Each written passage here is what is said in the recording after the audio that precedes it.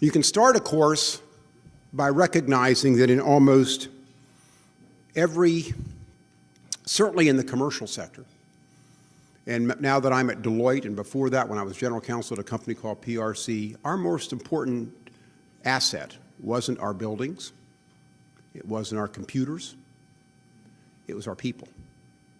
And they walked outside every night, and the value of our company was directly proportional to our people, to keeping them happy, keeping them trained, keeping them productive. And the private sector throughout the world, as we're now in a global information economy, recognizes that people are the most important attribute of any organization. I say throughout the world except when it comes to federal government. The federal level now, people tend to just be a line item in the budget, and we'll just clip this and we'll clip that and everything else. Really short-sighted. Because we're going to be, when you start looking at cuts, where are you going to start looking? You're going to, first of all, look at productivity and making government more efficient. There are a lot of things in government that aren't efficient.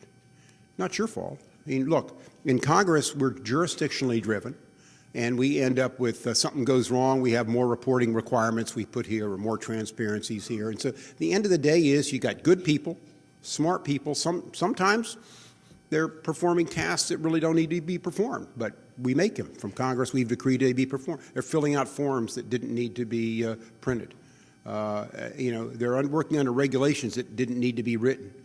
And so what we've got to do now is we've got to take a look at that, and we've got to make the way we deliver services more efficient.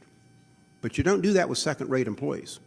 You need top-notch people, you need to train them, you need to incentivize them and keep them there. And I just get really nervous when it's not just the pay freezes, it's when you talk about how you treat your retired people. Look around, they're trying to make a decision, do I stay in government or do I go somewhere else?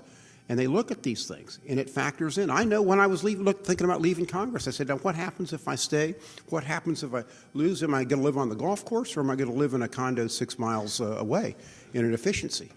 And so the benefits are not as great as you would think in Congress. And if you suffered from two major diseases that afflict many congressmen, one is allomonia, and the second is maltuition, it gets down pretty quick. But the bottom line on this is we're going to be asking more from current employees than doing that. And one of the factors they look at is how do you treat them, and how do you treat the people that produce these, and what is in it for me over the long term.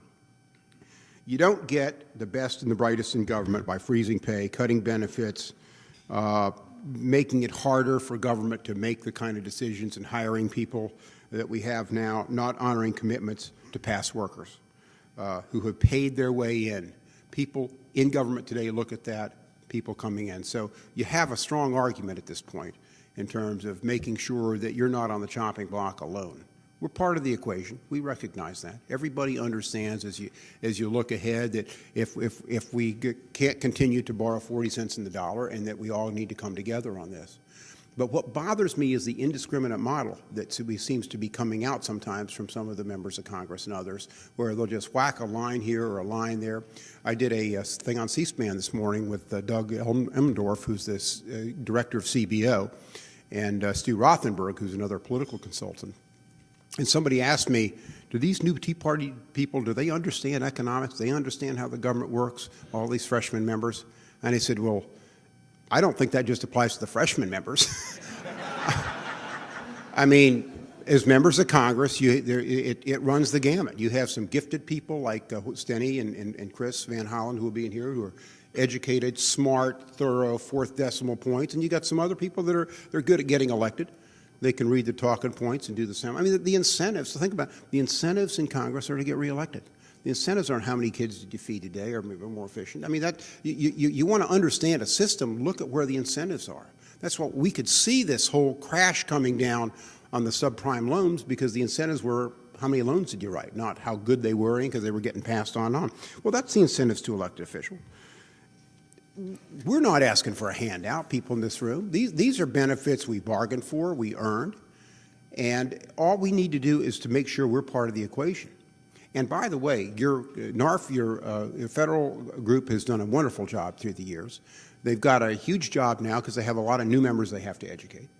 But you're going to be part of that. They can't do it just from a national office and a PAC.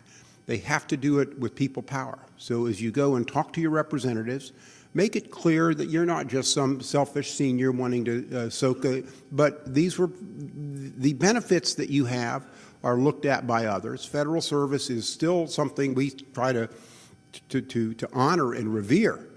And that if they want this to work, they've got to make sure that you get fair treatment on this instead of being the first thing you cut.